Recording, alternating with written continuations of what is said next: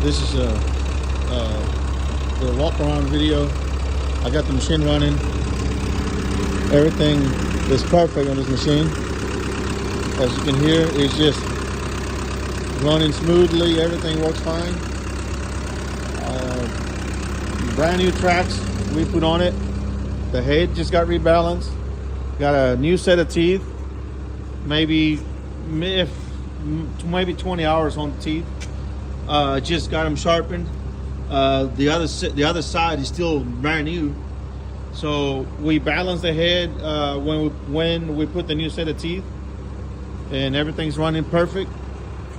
No problems. Only reason for selling it, I got 2 more over here, and I'm looking to purchase more equipment to grow my business, like stump grinder and equipment hauling trailer. I got dozers and excavators, and I'm just looking to sell this one so I could invest it in something else.